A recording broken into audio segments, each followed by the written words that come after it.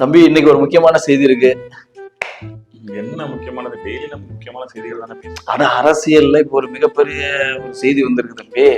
வர்ற 9ஆம் தேதி ராஜ்யசபா தேர்தல் நடக்க போகுது. ஆமா, அது தமிழகத்துல மட்டும் இல்ல, மற்ற அனைத்து மாநிலங்களும் நடக்கதா சொல்லப்படுகிறது. ஆமா, ஆனா நம்ம தமிழகத்துல அது ஹைலைட். ஏன்னா ஏகப்பட்ட குழப்பத்துல அரசியல் கட்சிகள் பூரா ஓடிக்கிட்டு இருக்காங்க. அந்த ஒரு சீட்டுக்கு தானே ஒருத்தர் மிகப்பெரிய கட்சி வந்து போய் அடமானம் வச்சிருக்காரு.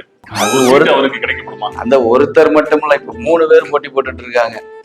3 பேரா? 4 பேர் கட்டுறீங்க? அப்படிதான். சரி, இந்த பக்கம் 3, இந்த பக்கம் 3, அப்படியே பாத்துக்கங்க. ஏன்னா அதுல முக்கியமா பாத்தீங்கன்னா திரு அன்புமணி ராமதாஸ் அவர்கள் இருக்காங்க.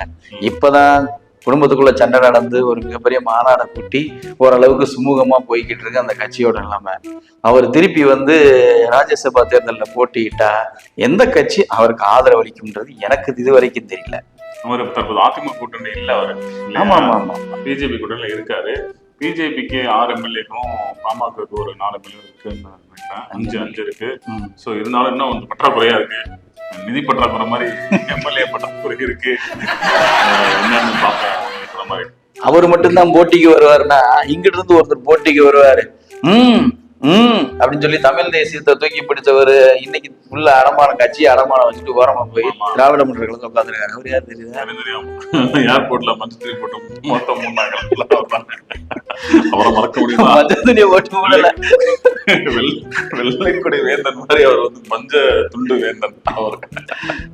அவருக்கு அது என்ன வீடியோ பாத்தீங்களா? அந்த தொண்டர் எவ்வளவு உக்கரமா கோவப்பட்டிருந்தாருன்னா, இந்த கட்சி கொண்டு அப்படின்னு போயிட்டாரு. மறக்க முடியுமா வைகோவை? வைகோ மதிப்புக்குரிய பேச்சாளர் வைகோ அவர்களை மறக்க முடியுமா?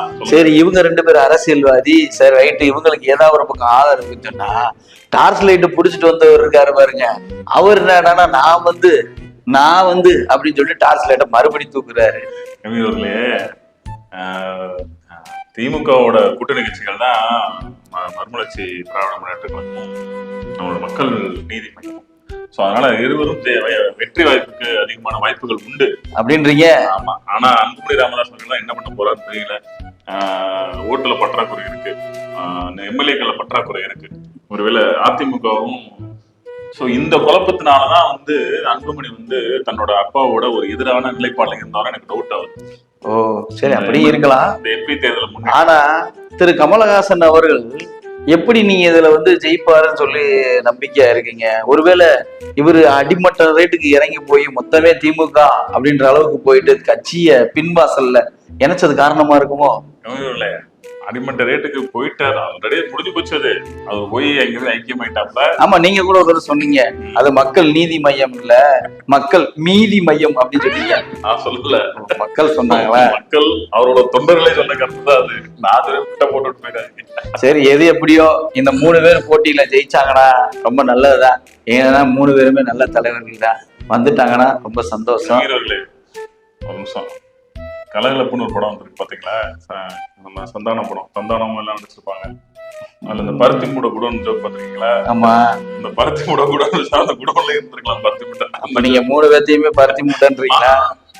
சொல்லல, இவர்கள் 3வரும் பருத்தி மூட்டையை போல வைத்திடத்தில் இல்லாமல் மக்களுக்கு, தமிழக மக்களுக்கு தேவையான பிரச்சனைகளுக்காக வாதாடி வெற்றி பெற்றாங்கன்னா போட்டு இருந்து பாராட்டலாம். அப்படி இல்லைன்னா வணக்கம் போல பருத்தி மூட்டை குடோன்ல இருக்கிறது பெட்டர் தான். வெற்றி பெற்றால் வாழ்த்துக்கள், வெற்றி பெறவில்லை என்றால் அது எங்க கையில இல்லை, அவங்கள்ட்ட தான் இருக்குது. நன்றி, வணக்கம்.